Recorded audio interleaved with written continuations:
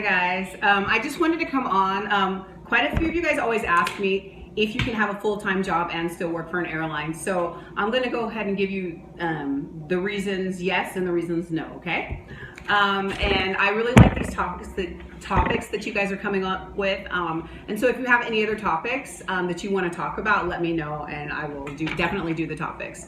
Okay, so the question is, can you have a full-time job and an airline job? Okay, so there's yes and no. So it's going to depend on so many factors. It's going to depend on the airline. It's going to depend on the station. It's going to depend on like the flight schedule of the station, like how many flights are going in and out, how many people work at the station. If you can trade with people, it's going to depend on bids, seniority if people pick up your shifts. And it just depends on all of those things, okay? So for instance, at the beginning, I did work a full-time job. But my full-time job was I worked at a hospital, and for us, hospital is 36 hours a week. So we did 3 12-hour shifts. So what I did was I worked specific days at the hospital, and when I bid, I used to bid around my hospital schedule. So for instance, if before I kind of had a relationship with certain people, I would just say I would bid so that I would make sure that I never, ever, it didn't conflict with my hospital job. So for instance, if I used to work at the hospitals from 6 a.m. to 6:30 p.m. So the shifts that I picked up for my bid, my number one shifts were the night shift. And the night shifts would either start at, there was some 7:45 at night shifts. There was some 11 o'clock and 11:30 p.m. night shifts as well. So I would do that. Sometimes I would do it on the days that I worked. Sometimes I would do it on the days that I didn't work. We also had really early morning shifts that were from 3:30 to 5:30 in the morning, and I didn't have to get to my hospital job until 6 o'clock. And so I would be at the airport until 5:30 and then rush off to my hospital job. And as you guys know, like the hospitals, you have like a 7-minute window. So I would probably get there around 5:58 at my hospital job, and definitely clock in before that 6:07. So it's going to depend on that. Sometimes it's not that easy, and when it's not that easy, you have to work with your coworkers. Like right now, I do work with my coworkers, but I have a little bit. I don't work full time anymore at my main jobs. I work like a day and a half to 2 days a week teaching. So what I do is, even though I do have certain bids, I still teach on Wednesdays. And even if I do have a shift that is on Wednesdays at the airport, I am able to work with my coworkers, and we kind of have an understanding. I say, if I'm going to bid line 12, will you pick up my Wednesdays and I'll pick up your Tuesdays? So if you have a good relationship with different people and you know that you're going to be able to shift trade, bid what you want, it's not that big of a deal. What else? The only thing that's going to kind of hold you back, and this is not going to work for every single thing. And also, what I would put up all of my shifts to give away. So there's, I would click on and say offer to anyone. So I would look, and then people would just pick up my shifts as well. Not all the time, they're not going to pick them up, and you have to work your minimum, but sometimes just to get rid of shifts. Your seniority is also going to make a big difference to working, because then with your seniority, you're definitely going to be able to pick up better shifts than somebody that's more junior.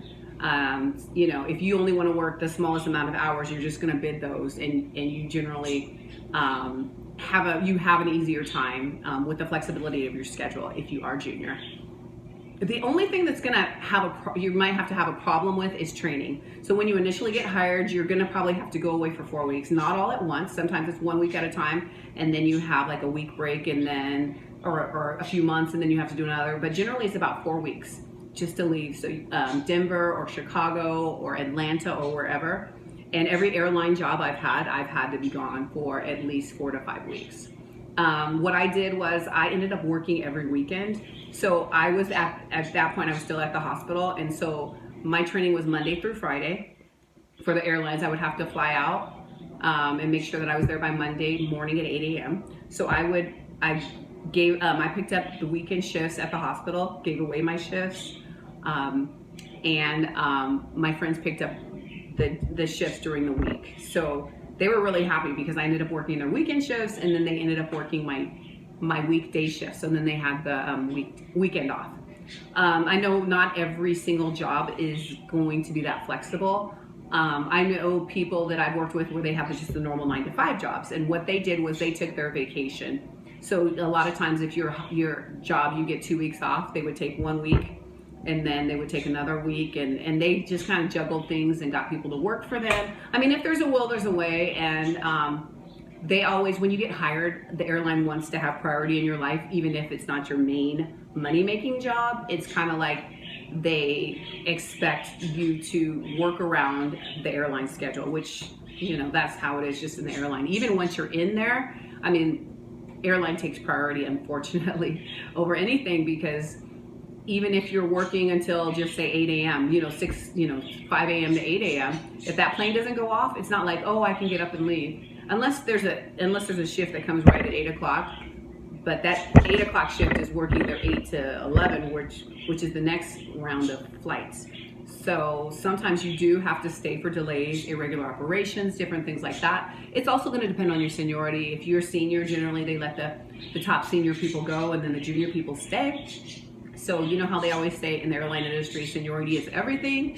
It is definitely everything. So yes, you can. I think it's easier to have a more flexible job, like substitute teacher, or like a registry job, or whatever type of job where it's like a day-to-day job. I know some real estate agents. I know Uber drivers, Lyft drivers, people with their own businesses, photographers.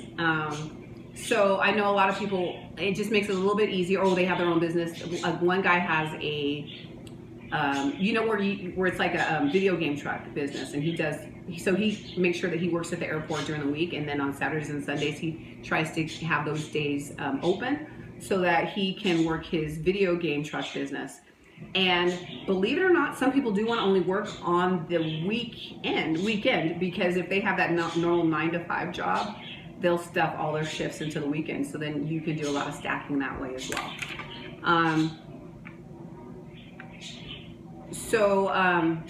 Just remember that when you bid, you're bidding and your schedule's going to change constantly. So about 3 months, ours averages about 3 months. So every 3 months, you're going to have to readjust your schedule and try to make it work with your normal job. It's stressful, but it's doable. So this is, when I'm talking about these kind of jobs, it's more like customer service, ramp. When you're a flight attendant, you won't be able to work a full-time job at all. The nature of just being gone so long and not knowing when you're going to come back. And I know, just say like if you're on 5 days in a row and then you come home for 2 days, then you're 5 days. So if you are a flight attendant, you just need to kind of focus on being that and just having a business.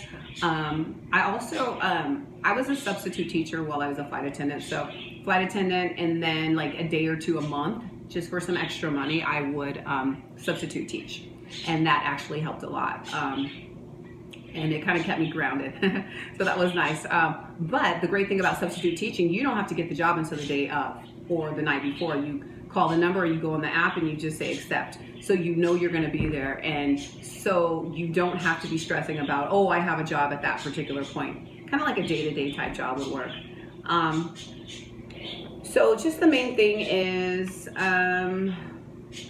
it's possible. It's not easy. It's easier if you don't have a set schedule at your other job, but it is possible. I've done it. I know many coworkers that do it, and we live in Southern California, so it's super expensive here. It's very expensive, and at my station, I don't know if anyone would be able to even live with just that job. They might have spouses that actually make enough money, or they have other money coming in, or jobs, or not jobs, businesses or something like that.